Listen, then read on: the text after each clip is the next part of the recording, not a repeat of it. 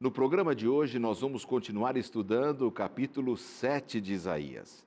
E toda a consequência para o povo que não queria ouvir a voz de Deus e também dos seus governantes. Você não perde por esperar a gostosa conversa que teremos no programa que começa agora.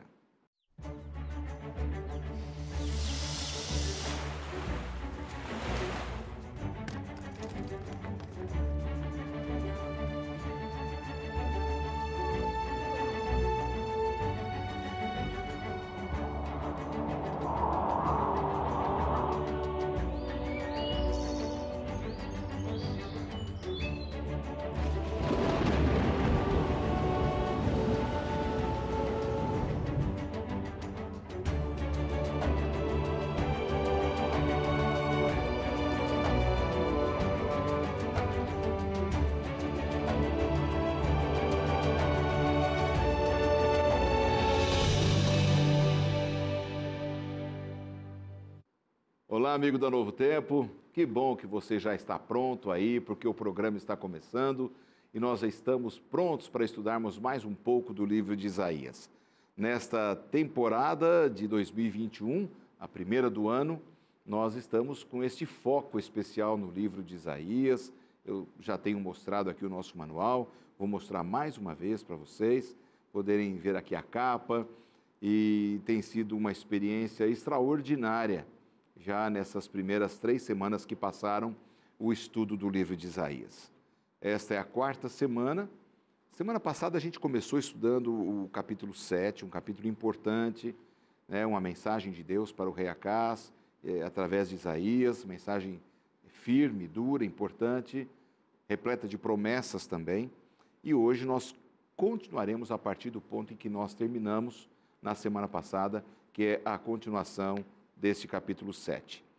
Por isso, os 2 amigos que estiveram com a gente no programa na semana passada retornam e nós vamos ter, com certeza, um bom papo, uma boa conversa sobre a Bíblia, sobre esse tema tão especial de Isaías, que é o consolo para o povo de Deus, esse tema geral do livro de Isaías, que é um tema tão importante, e aplicarmos estas mensagens de Isaías para a nossa vida, para os nossos dias, se faz muito necessário, importantíssimo para a minha vida espiritual, para a sua, para a da igreja cristã, para os cristãos, de uma forma geral, não nos esquecermos que elas também se aplicam a nós, cristãos de todas as épocas, que amamos a Deus e precisamos ter a nossa confiança estabelecida nele, né? O nosso Senhor.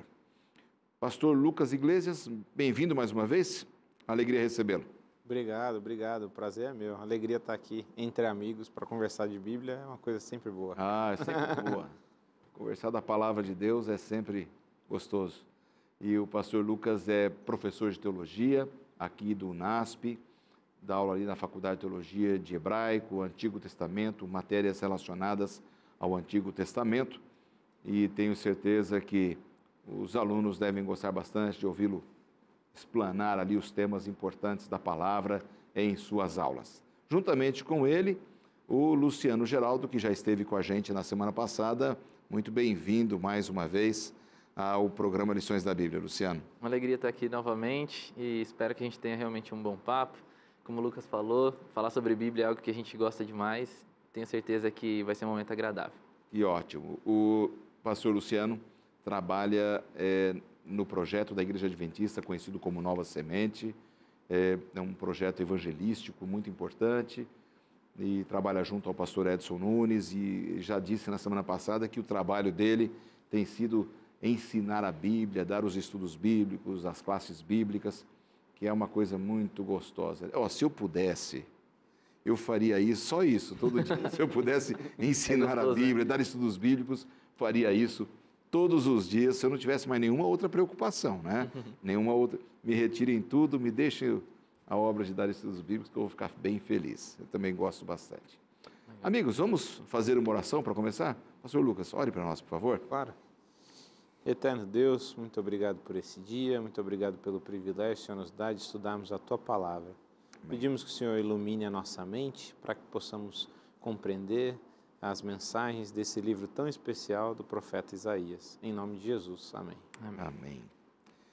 Pastor Luciano, tema dessa semana, o caminho difícil, é uma continuação aqui do capítulo 7, né, de Isaías, que nós estudamos juntos com os nossos telespectadores na semana passada.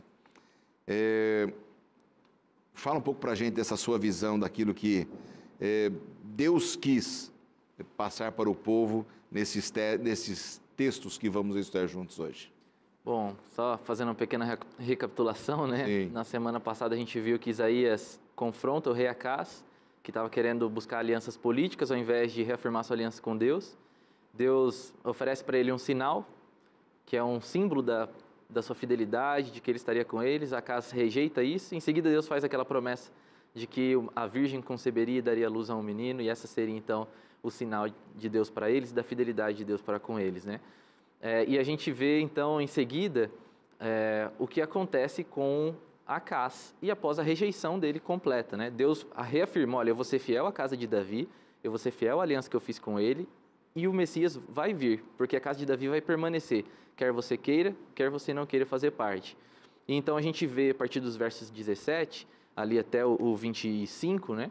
Uma pequena descrição da Assíria, do rei da Assíria, que era alguém com quem Acaz estava buscando uma aliança, né, para se proteger dos reinos de Israel, aliado com Síria, e agora essa aliança se torna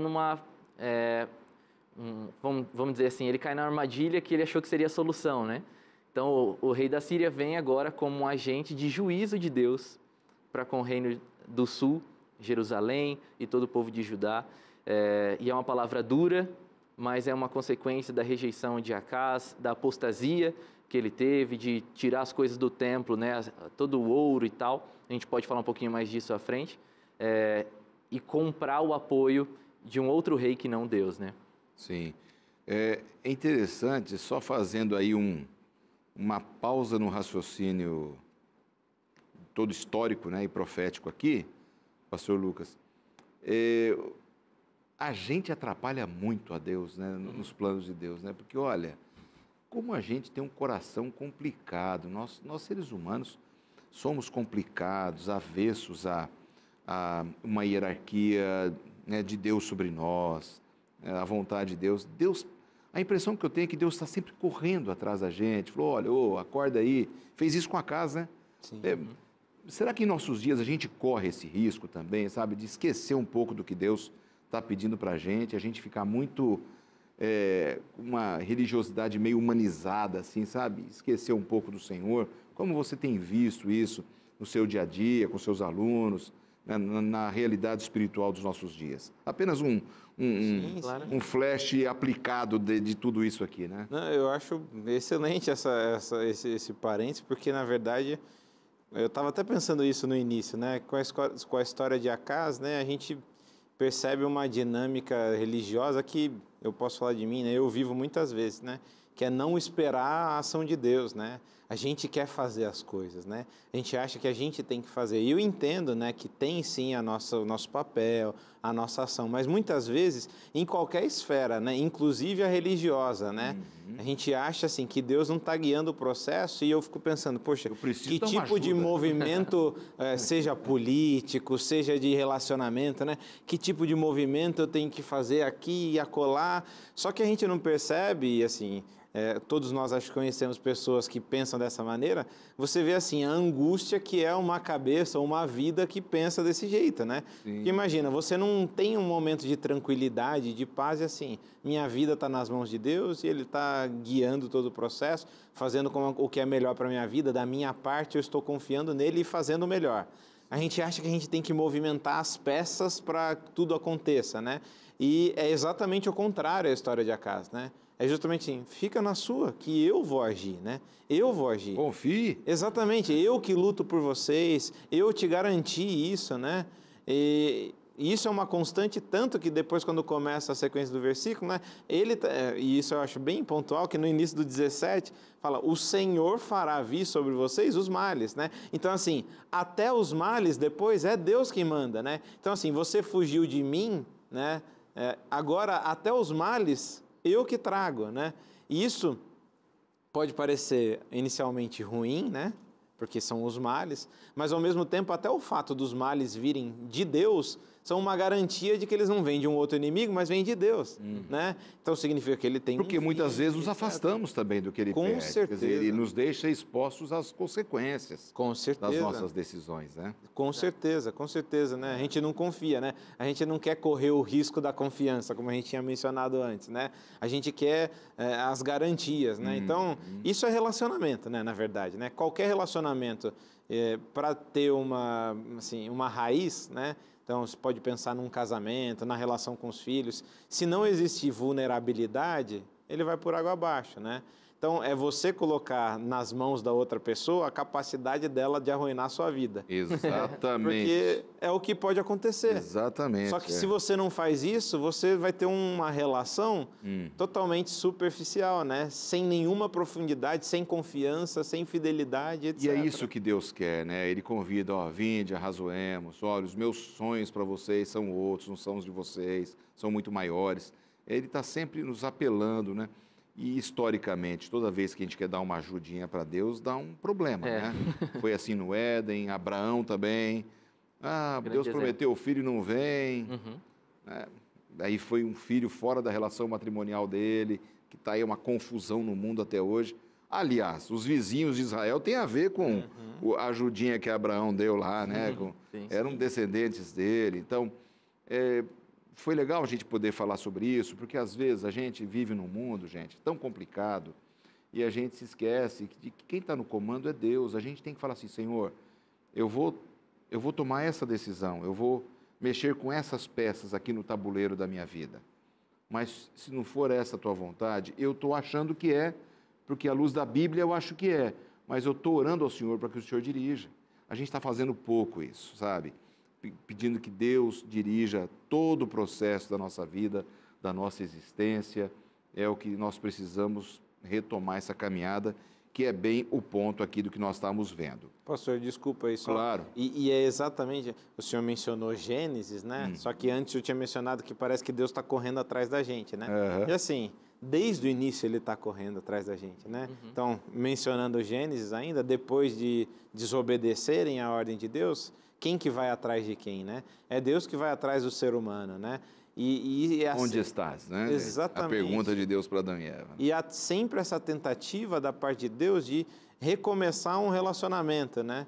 Eu sei que parece uma coisa bem superficial, mas ao mesmo tempo assim, é muito profunda, né? Exatamente. Tem um filósofo e ele era um rabino que eu gosto bastante, né? Que é o Abraham Joshua Heschel. Sei que o Luciano também gosta bastante dele. Ele tem uma fala num livro dele, né, chamado O Homem Não Está Só, né? E essa fala sempre me incomodou, porque eu achava muito, né, ele falou assim, que Deus precisa do ser humano. Eu falava assim, mas poxa, Deus precisa do ser humano? Não faz sentido, né? Poxa, Deus não precisa de nada, né? Só que daí ele desenvolve a ideia, né, e elucida melhor, e ele fala assim, que tipo de necessidade é essa que Deus tem, né? É uma necessidade autoimposta. Ele escolheu precisar do ser humano. Ele escolhe se relacionar, né? E eu consegui ainda entender melhor quando eu tive um filho, né? Então, eu tive um filho, assim, minha vida era boa sem o meu filho? Muito boa. Poxa, eu vivia muito bem com a minha esposa, a nossa dinâmica junto na casa era excelente e tal. E eu escolhi ter um filho, né? Tem um amigo, inclusive, que fala, né? Poxa, se você pensar racionalmente em ter filho, não faz sentido nenhum, né? Dorme menos, você não tem... Gasta mais, racionalmente. Agora você entende. Mas você escolhe ter. E hoje, se você fala assim, se tirasse seu filho da sua vida, como seria a sua vida? Poxa, eu não vejo minha vida sem meu filho. Não significa que não era a minha vida perfeita com a minha esposa. Não, mas é que eu escolhi que ele fizesse parte desse relacionamento. E é isso que a gente vê na história aqui com Acaz, né? É Deus desesperadamente indo atrás de Acaz, indo atrás do povo, tentando reatar um relacionamento de fidelidade e confiança, que é o que ele procura a nós, né? Exatamente. Retomando aqui, em Isaías 7, 14 a 16, Luciano, fala aqui sobre a profecia ali de Emanuel. Você comentou no final da semana passada justamente sobre isso. Acho que a gente podia dar uma pincelada rápida aqui, falando inclusive sobre quando é que ela foi cumprida e a profecia sobre a Síria e Israel do Norte, para a gente poder chamar um intervalo e irmos na sequência da lição dessa semana. Claro. Bom, a ênfase aqui, no verso 14, a virgem conceberá e dará luz a um filho. Aqui a gente já vê que a natureza do cumprimento desse sinal, ele é sobrenatural. Porque, logicamente, não tem como uma mulher conceber sem o auxílio do homem, né? E a gente estava mencionando de como Deus, ele responde a Acás dizendo, olha, não vai depender de você agora o cumprimento da promessa, já que você rejeitou. E é curioso porque a gente tem um outro texto, não tem nenhuma conexão assim textual forte, mas tematicamente a gente poderia alinhar essas duas coisas. Lá em Gênesis 3,15, quando Deus dá a primeira promessa, a ênfase é na mulher e no filho que ela vai gerar. Né? Então, você vê o homem não querendo participar, no caso aqui, Acás, e Deus direcionando, e talvez essas duas profecias pudessem estar alinhadas. Né? Através da mulher vai vir um filho especial e que vai solidificar, né? Ser o sinal da minha companhia sempre constante com vocês. E a gente viu aqui que isso se cumpre verdadeiramente em Cristo. E o contexto aqui, especialmente do verso 15 e 16, que fala que esse menino vai comer mel, né? E também manteiga e tal, que tem a ver com abundância na Bíblia, né? Então, esse Messias, esse menino extraordinário que virá, ele vai trazer uma era de abundância também. Então, isso tudo está junto no momento em que a profecia é dada e depois ligada lá por Mateus no capítulo 1, né, do Evangelho. Quando ele fala esse menino, é o cumprimento. Maria está dando a luz a um menino Jesus e ele é o cumprimento de Isaías 7,14, né? Pois não, você quer... Não, é só um comentário interessante que o pastor Luciano mencionou lá, né, a promessa, né, de descendência através da mulher. Isso é tão claro que quando Eva tem um filho, né, lá no capítulo 4, começa a falar que ela deu à luz a Caim e daí o texto em português está assim, adquiriu um varão com o auxílio do Senhor, Gênesis 4:1. Só que uma possibilidade de traduzir esse versículo é assim, adquirir um varão, o Senhor. Então, ela vendo o filho e achando que o filho dela já ia resolver, né? Mal sabia que ainda tinha muito tempo, né? Porque ali aparece um sinal do objeto direto e o nome, o tetragrama, né? O nome para Deus. Então, adquirir um varão, o Senhor. Então, a natureza, como o pastor Luciano falou excelentemente, é divina, né? É divina. E ela entende, esse varão é o Senhor. Como funciona a dinâmica, eu acho que ela não fazia ideia, como nós não fazemos. Mas... Como Maria e José não fizeram também, né? Exatamente. Aqui ainda temos aí um minutinho no máximo, falando sobre o tempo em que ela foi dada a profecia. Aqui o nosso manual de estudos diz que essa profecia foi dada por volta de 734 a.C., bem no período ali de Acás, Tiglat-Pileser III e tal. Foi bem nesse período da aliança, né? Deus chamando Acás para uma retomada de aliança com ele, mas ele ainda preferindo confiar mais nas relações humanas, né? Acho que aqui é um outro alerta para a gente também, né? Você disse a semana passada, apesar de você, eu vou fazer que a raiz de Davi prossiga, apesar de você, né?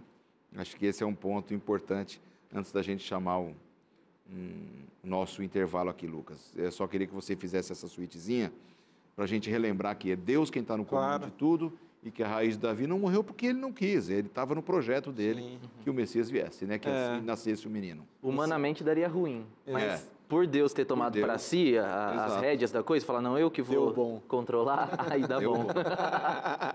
Mas é a promessa lá de 2 Samuel 7, né? Onde fala que o trono davídico seria a aliança eterna, estabelecido para sempre. Para sempre, né? E a gente vê isso lá nos textos ali no final, né? Do capítulo 7, no finzinho ali, né? Do 9, né? Quando fala de permanecer, que a gente comentou. E aqui a dinâmica, como a gente já tinha falado, né? Assim, você quer fazer parte ou não disso? Como ele não quer, agora então vai vir de outro caminho, né? E o Luciano mencionou o texto lá de Gênesis com o paralelo do Emanuel, Deus conosco, ou Deus é conosco, né? E tem um texto também que tem vários paralelos, que é o de Miqueias, né? Sim. Que claramente está apontando para uma natureza messiânica, Miqueias 5, né? E ele vai trazer vários elementos. Então, por exemplo, no versículo 3 de Miqueias 5, vai falar sobre dar, entregar, a menção a dar à luz. Depois, no versículo 4, a nome, e o nome dele está associado a Deus, a presença de Deus. Então, só confirmando, né, a solução divina para escapatória aí de Acabe. O Senhor manteve o plano original. Completamente. O ser humano, através, claro, das forças, das hostes malignas, tentaram estragar tudo, mas não conseguiram, né? Então, a mensagem que fica é que você e eu não atrapalhemos o reino e o cumprimento das promessas de Deus, não é? Que nós sejamos condutos de bênçãos e não empecilhos para que as promessas de Deus se cumpram e que isso seja de vitória para todos nós, né? Vamos seguir o plano de Deus, o que Deus fala, e o que Deus fala. Vamos para um intervalo, já já nós voltamos.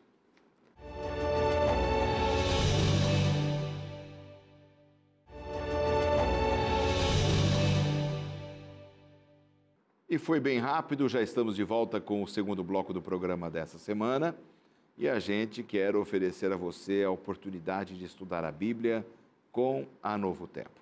Aqui no programa sempre nós oferecemos um curso bíblico para você aprofundar os seus conhecimentos na palavra. A gente às vezes fala bastante sobre isso, mas olha, a gente tem tempo de ler um jornal, uma revista, assistir a um programa de televisão ou no YouTube. Às vezes a gente não separa tempo para a palavra de Deus. Separe um tempo, estude a Bíblia e nós oferecemos esse curso gratuitamente. O curso bíblico que estamos oferecendo para você nessa temporada é o Descobertas Bíblicas, que é um curso totalmente online.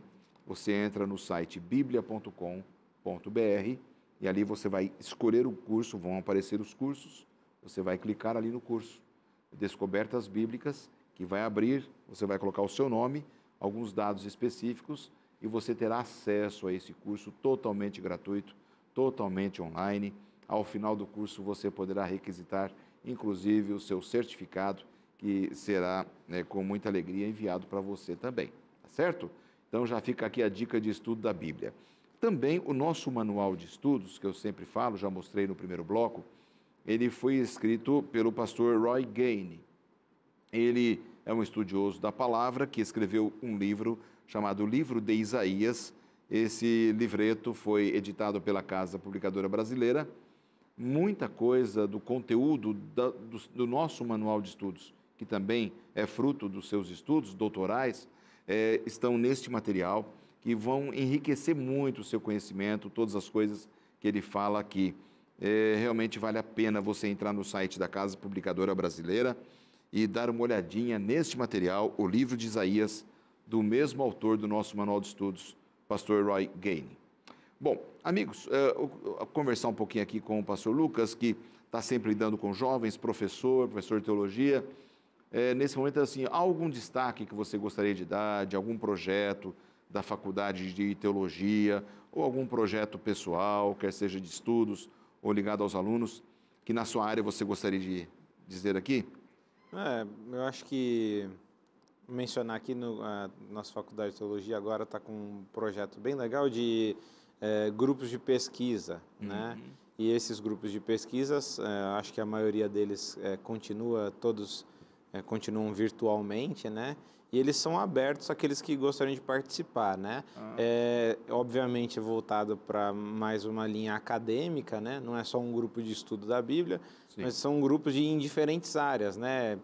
De Bíblia, Antigo, Novo Testamento, história da igreja, etc. Então, aquelas pessoas que estudam, fazem até um outro curso, não precisa necessariamente fazer teologia, tiverem interesse, podem entrar em contato lá com a Faculdade de Teologia, né? De novo, algo acadêmico, né? Eu tenho lá 2 grupos de pesquisa, um é especificamente sobre as metáforas nos profetas, então como é o uso das metáforas, e um outro que é sobre a relação entre teologia e literatura.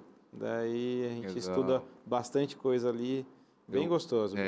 Então, quem quiser participar pode entrar em contato. Agora, lembrando que é uma questão acadêmica, né? Sim, sim. Você não vai entrar no grupo lá e ficar perguntando uma coisa que não é acadêmica, porque é um grupo de acadêmicos da área de teologia.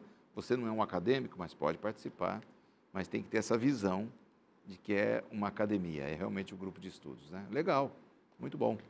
Fica aqui dada a oportunidade para que vocês possam também ter acesso a esse tipo de conhecimento mais acadêmico na área de teologia.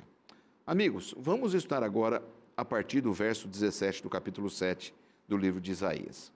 Existem algumas consequências que foram previstas ali pelo profeta. Deus, ele pediu para que o profeta tivesse uma missão dura, né? A missão do profeta não era fácil. Era uma missão bem pesada, não é? Porque o profeta tinha uma mensagem que não era popular. E a mensagem era relacionada ao imperador, ao rei. É complicado isso aí, né?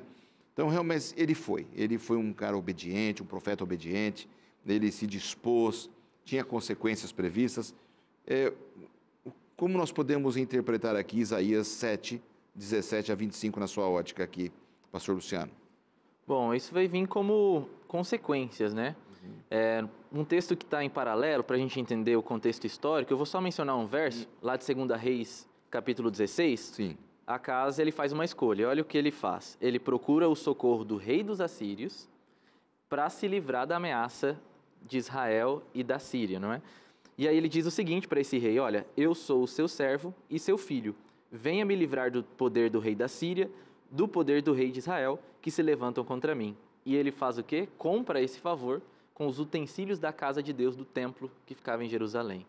Então, a partir disso, ele toma a sua escolha, diz não para Deus, e aí então Deus fala: olha, virão então algumas consequências, alguns dos males, né, que o pastor Lucas já tinha comentado também.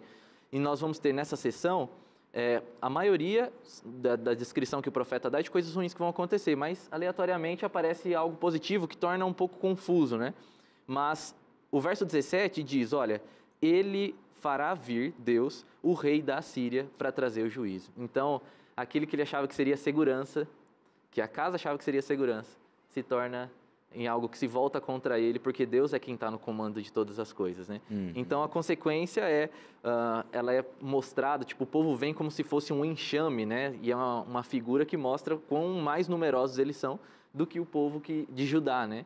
Então, a ameaça vem e não tem chances para ajudar, não tem chances. E a aliança que eles tinham tramado também não deu certo, né? O pastor Luciano mencionou aqui o texto de 2 Reis 16, né? E ele leu até o trecho onde ele fala assim: eu sou seu filho, seu servo, né?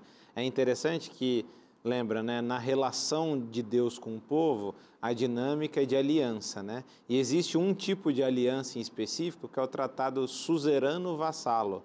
E esse tipo de tratado, a relação entre o rei, que é o maior, com o seu inferior, é não só de suzerano e vassalo, mas também uma relação de pai e filho. Então, olha só que complexo, né? O povo de Israel tem uma aliança com Deus, e agora ele não só rejeita, né, essa aliança, como ele faz uma aliança justamente com quem ele não deveria fazer aliança, né? E lembra, Deus tira o povo de Israel do Egito, a primeira coisa que ele fala: vocês são meu primogênito, vocês são meus filhos, né? Começa assim a aliança. Agora ele sai e fala assim: olha, rei assírio, eu sou o seu filho, o seu servo. E na continuidade do texto que o pastor Luciano mencionou, ele não só vende os utensílios, dá os utensílios e ouro e prata, como ele começa a fazer umas modificações assim, né, no templo, né? Ele começa: não, deixa eu mudar, e muda uma coisa, muda outra, totalmente diferente do que Deus tinha determinado em relação ao lugar de adoração a ele, né? E daí vem todos esses males, como o Luciano bem pontuou, né, que acabam intercalando, né, umas coisas positivas com outras negativas e etc. Mas eu acho que a ênfase central aqui é o fato delas virem de Deus através da Assíria, né? E isso é irônico, não é? E totalmente irônico, né? E é uma constante no texto bíblico, né? Deus pegar o inimigo e usar como instrumento, e não só usar como instrumento, chamar de meu ungido, né? Ciro é chamado de meu ungido, né? Em Isaías mesmo. Nabucodonosor é chamado de meu servo, em Jeremias, né? Então, ele pega um instrumento que é para ser o inimigo e fala assim: ele é meu ungido, ele é meu servo, e usa em favor, né, de trazer, sei lá, essa maldição, no caso aqui. As consequências das decisões dele. Exatamente, para o povo, né? Agora, não dá para acreditar, né, que... Como é que Acas podia acreditar, né, que Tiglat-Pileser III ficaria satisfeito em tomar as províncias no norte e respeitaria Judá? Não ia respeitar Judá, ia tomar tudo. Era o imperador duro. Onde eles iam com o exército, eles faziam todo mundo de servos mesmo, de escravos. Mas como é que eles podiam acreditar, né? Tanto o Reino do Norte quanto do Sul, que daria para fazer uma parceria boa. Como é que você faz parceria boa com o diabo, né? Não dá. Jeito, né? Não, e essa é uma questão interessante, né? Como se cega, né? E é interessante como isso pode mudar, né? De acordo com a época e com o povo que é a ameaça, né? Porque na outra semana, né, eu mencionei assim, que existe um limite, né? Existe um limite da paciência de Deus, né? E daí tem uma situação onde não tem mais como voltar, não tem mais como retornar, né? Vocês vão para o exílio, né? E Jeremias, né? Só para dialogar com isso daqui, Jeremias é interessante, porque Jeremias vem e fala assim, ó, é o seguinte, vocês não podem resistir à Babilônia, vocês têm que aceitar o exílio, né? E quando vocês forem para o exílio, vocês têm que construir, vocês têm que se casar, têm que plantar e buscar a paz lá na Babilônia. Porque assim, não tem como pular essa etapa, vai ter exílio, né? E aqui assim, vai ter a consequência, não tem jeito. Então assim, resistir talvez seja pior, aceitem que é assim que vai funcionar. Por quê? Porque depois eu prometo que ainda vai voltar, vocês vão voltar, eu vou resgatar vocês, etc, né? Esse texto só fechando, esse texto de Jeremias lá, que é o Jeremias 29, a carta que ele escreve à Babilônia, é bem interessante que ela usa elementos de Deuteronômio 20, que eram as especificações de quem não podia ir para a guerra, né?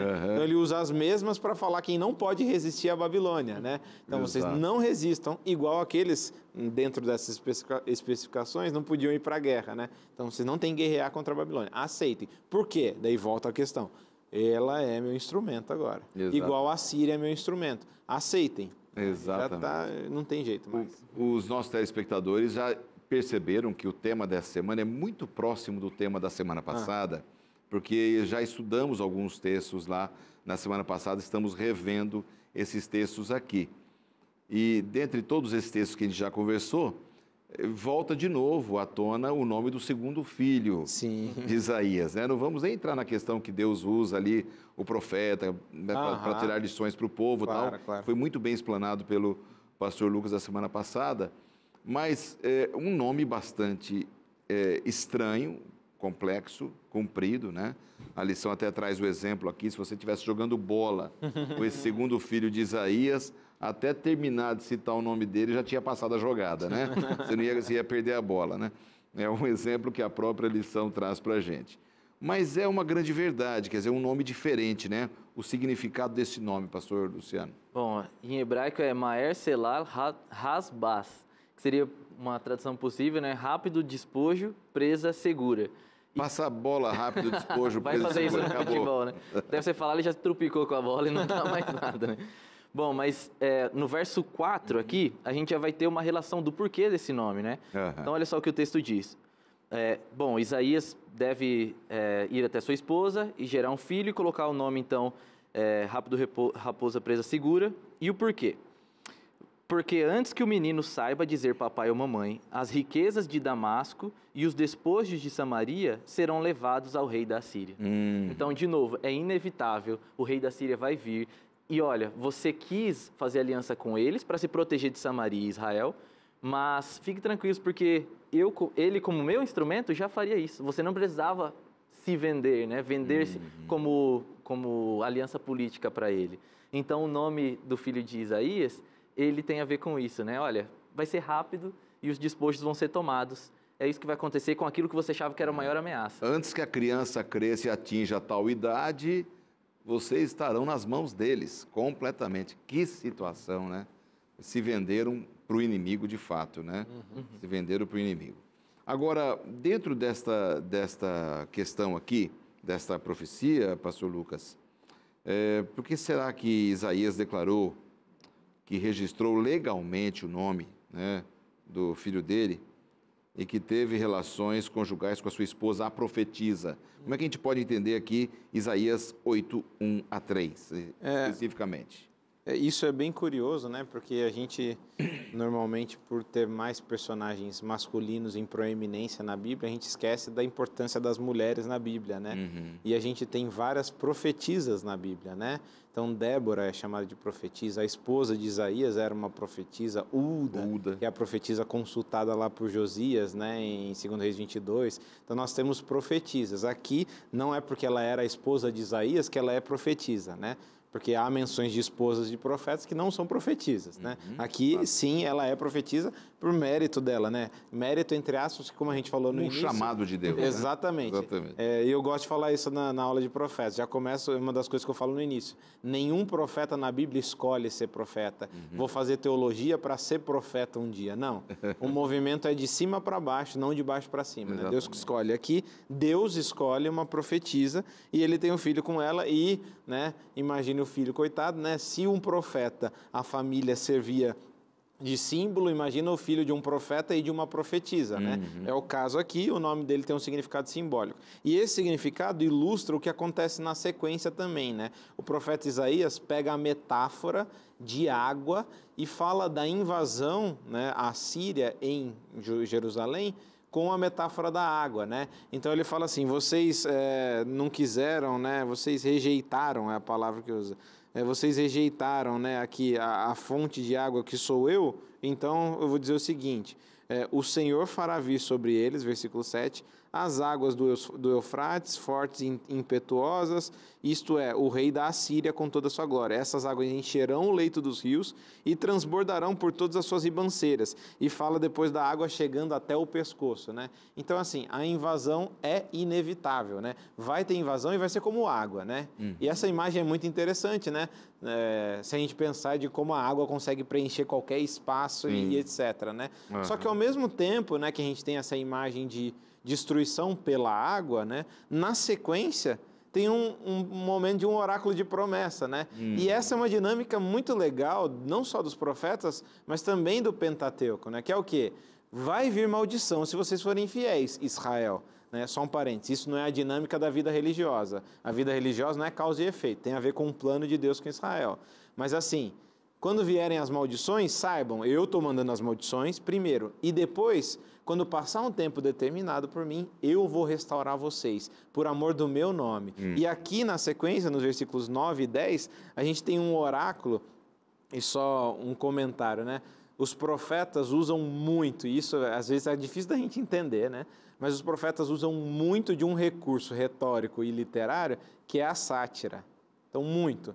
E, às vezes, a gente acha que a sátira é só de caçoar, né? De rir da cara do outro e menosprezar, diminuir. Normalmente, a sátira dos profetas envolve também um convite à reflexão, né? E aqui a gente tem um oráculo totalmente satírico aos povos vizinhos, que são os que no texto que a gente acabou de ler estão invadindo tudo, né? E o oráculo diz, ó, fiquem furiosos, ó povos, e serão despedaçados. Daí depois, deem ouvidos, daí fala, preparem-se para a batalha, e vocês vão ser despedaçados. E daí depois termina, né? Eu estou pulando partes, mas elaborem projetos, mas eles serão frustrados. Deem ordens, mas elas não serão cumpridas. E termina, porque Deus está conosco. Lembra Emanuel?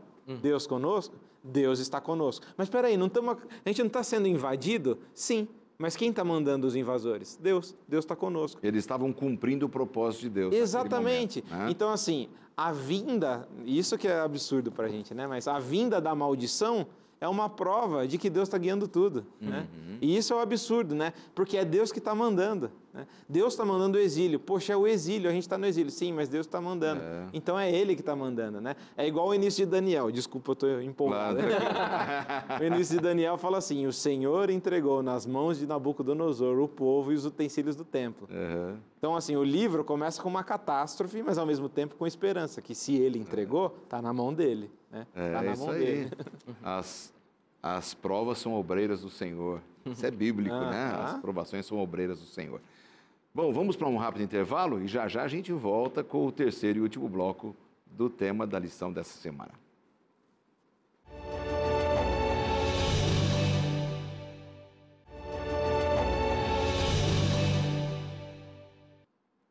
E já chegamos à última parte do programa Lições da Bíblia dessa semana, conversando aqui com os pastores Lucas Iglesias e Luciano Geraldo. Amigos que vêm ao programa pela segunda semana consecutiva e conversando aqui sobre o livro de Isaías. Antes da gente retomar, um rápido papo com você, Luciano. Que destaque você gostaria de dar ali dos projetos da Nova Semente, naquilo que se refere à evangelização, ao ensino da Bíblia? Você gostaria de citar para a gente aqui agora? Claro, tem um programa que é bem interessante. Quem está fazendo comigo é o Rony Tavares, que é um grande amigo. é um programa que nós vamos estudar as alianças divinas. Então, nosso intuito nesse programa Começos é, de fato, dar uma base para as pessoas conseguirem depois ler a Bíblia por conta própria, né? Então, esse tema é um tema-chave. Quem me ensinou foi o Lucas, o pastor Edson, Olha grandes só. amigos. Eu tenho o privilégio de hoje estar aqui ao lado dele. Mas a gente vai explanar um pouquinho do que significa esse tema e quão importante ele é para a gente entender tanto o Antigo como o Novo Testamento, né? Então, além disso, no sábado de manhã, sempre transmitido, a gente começou uma série sobre o livro de Atos. Então, é algo que também quem tem curiosidade de saber como foi esse movimento da igreja cristã no início, a gente vai focar um pouquinho em entender melhor esse livro. Que joia, que ótimo. Aqui as novidades também ali da Nova Semente, esse projeto tão importante evangelístico ali, daqueles que estão na capital de São Paulo, podem ter acesso a esse projeto. Você pode procurar na internet e localizar rapidamente como você faz para ter acesso às programações ali da Nova Semente. Bom, meus amigos, retornamos aqui com a última parte. Agora nós vamos estudar aqui Isaías, do capítulo 8, versos 11 até ali o verso 22. Então são alguns versos, 11 versos para a gente poder fechar o tema dessa semana. Quando a gente teme a Deus, a gente tem que ter medo de alguma coisa? Vou começar com o Luciano aqui agora, esse bloco. Como é que você vê aí, à luz dos textos que vamos estudar agora, temos que temer alguma coisa quando temos a Deus? Então, é justamente quando nós aprendemos a temer a Deus que a gente passa a não temer outra coisa, né? Nós estamos do lado da rocha segura, da rocha da salvação, então as coisas podem desmoronar, entre aspas, assim, mas a gente vai ter sempre um lugar de refúgio, né? Então, esse temor a Deus é a certeza de que Ele sempre estará conosco. E muitas vezes as pessoas podem pensar em temor como se fosse medo, né? E se a gente fosse pegar a palavra em hebraico, ela poderia significar as duas coisas. Mas é curioso porque, numa ocorrência que eu gosto de analisar lá no livro de Êxodo, quando Deus está fazendo uma aliança com o povo de Israel, Ele aparece no Sinai de uma forma incrível, assim, né? Mexendo com todos os sentidos do povo, né? Eles estão vendo uma coisa maravilhosa, porque a presença de Deus está sobre o monte, é um negócio como se estivesse pegando fogo, mas ao mesmo tempo não se consome.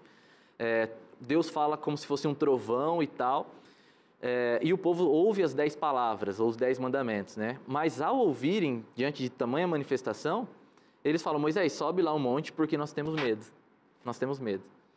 E aí a gente percebe que, apesar deles terem esse impacto da presença de Deus, quando Deus oferece: vocês querem realmente fazer uma aliança? Eles falam: com certeza a gente quer. Porque a ideia de medo que a gente vê aqui não é medo que afasta a gente, mas é sinal de reverência. Existe alguém que é muito diferente de mim, que tem um poder muito maior do que o meu, e eu preciso entender o meu lugar. E o pastor Lucas comentou antes sobre um rabino, né, Abraham Joshua Heschel, e eu trouxe uma frase dele aqui, gostaria de compartilhar, em que ele diz o seguinte, que a reverência, ao contrário do medo, não nos afasta do objeto digno de reverência, ao contrário, nos aproxima dele. É por essa razão que a reverência é compatível com o amor e com a alegria. Então faz parte da nossa relação com Deus porque nos aproxima dele. Faz a gente entender o tamanho da nossa condição, que é pequena, nós somos pó, e nós estamos buscando um relacionamento com Deus que é eterno, que os céus dos céus não podem conter. Nesse sentido, a palavra temer está bem próxima de reverência, como ele falou, exatamente, e não de medo especificamente, né? O português é complicado, né? Para a gente poder... No hebraico, como o Luciano comentou, ele pode ser as duas coisas, né?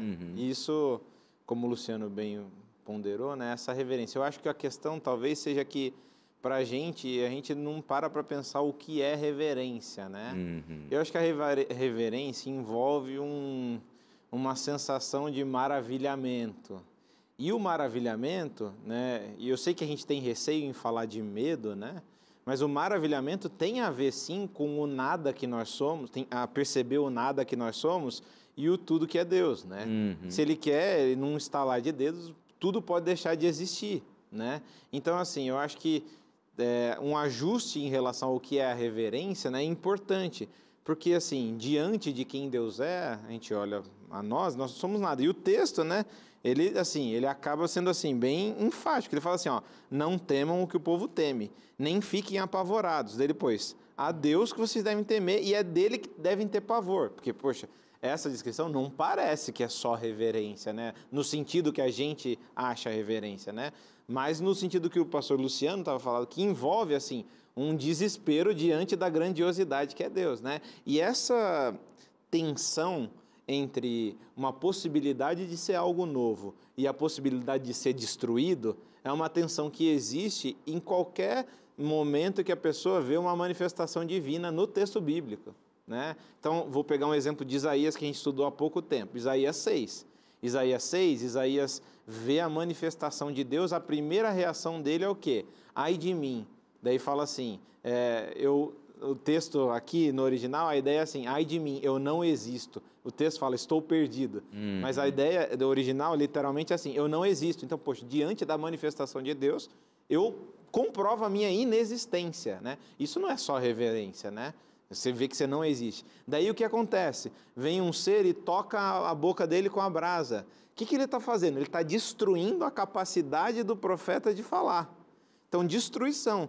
Só que é ao destruir a capacidade do profeta de existir, de falar, que agora ele é apto a ser profeta.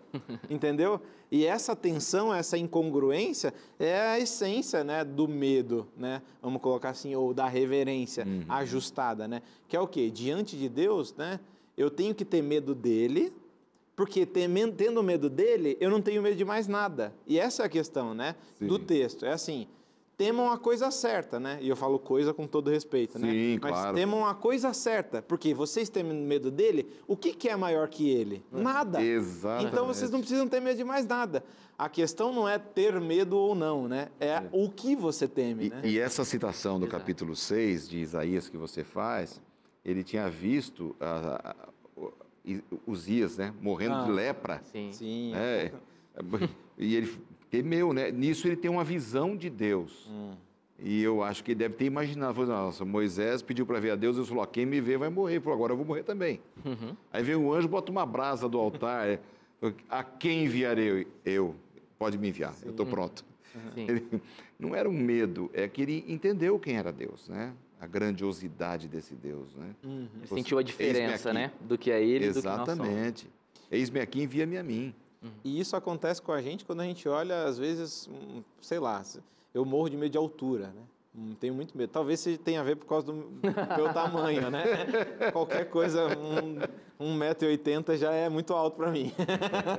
Mas eu tenho muito medo de altura. E essa é a sensação, às vezes, quando você está num lugar muito alto, né? Um lugar, uma paisagem linda, um penhasco, a sensação é de maravilhamento e, ao mesmo tempo, de medo, né? E essa mistura de sentimentos, eu acho que envolve, essencialmente, o que é essa manifestação, né? O povo, como o Luciano falou, eles querem fazer aliança, tanto é que eles respondem, o texto diz, a uma, né? Exato. Tudo o que o Senhor falou, nós faremos e obedeceremos. Mas, ao mesmo tempo, eles não podem ver aquela manifestação porque eles estão morrendo de medo, acham que vão ser destruídos, né? Igual Isaías fala. E vários outros profetas que, quando têm uma visão e têm uma manifestação, caem no chão, enfraquecidos, etc. Não tem como falar que isso é só, né, que a gente fala, o princípio da sabedoria. Não é só sabedoria, né? É uma sensação de nada, né? Exato. De destruição. Seria um trocadilho dentro da língua portuguesa, mas não temos nada a temer quando tememos. Exato. A Deus. Essa é a ideia. O temor de Deus, ele engloba várias coisas, vários sentimentos e é isso. Vamos temer a Deus, né? Temer a Deus é uma coisa importantíssima. 3 minutos para a gente poder discutir um pouquinho os versos 16 a 22. Pois não, fica à vontade. Não. Eu só ia falar que, dialogando diretamente com essa questão de quem Deus é, né? Tem essa expressão de esconder a face, né? Deus é alguém que esconde a face, né? E essa expressão seter panim, né? O Deus que é misterioso, o texto também pode ser traduzido assim, ela é marcante em Isaías, né? Então, por que Deus esconde a face em Isaías, né? Deus esconde a face por quem nós somos, né? E por quem Ele é, né? Então, nós somos pecadores, nada, e Ele é o Santo de Israel, né? Como é uma expressão recorrente em Isaías. Exatamente. Ele é o Deus que esconde a face, é o Deus misterioso, né? Como lidar com esse Deus que é misterioso, né? Ele é misterioso, mas ao mesmo tempo se revela. E essa é a tensão da existência de Deus. Exatamente. Aqui nesses versos, pastor Luciano, e aí temos só 2 minutos, Isaías 8, 16 a 22, o que a gente poderia entender um pouco sobre questão de ocultismo, crenças que levam a gente a confiar aquilo que não tem poder nenhum?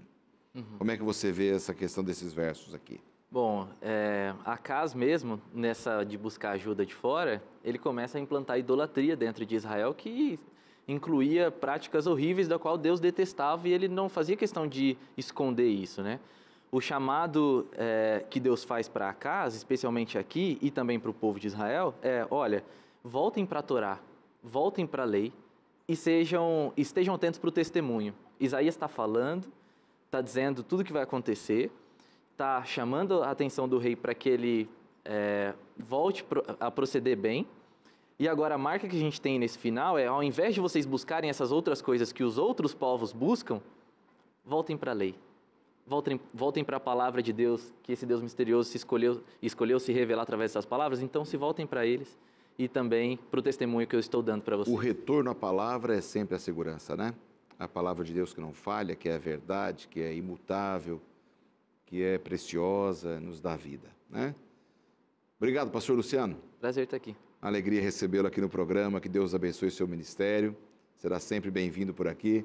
Pastor Lucas, a mesma coisa, primeira vez que o pastor Lucas vem, com certeza vai ser convidado para outras vezes. Como eu disse no começo, ele só vinha no código aberto, agora ele vem aqui na Lições da Bíblia. Obrigado, que Deus abençoe o seu ministério, obrigado pela sua audiência, o programa terminou, a gente se vê aqui a semana que vem.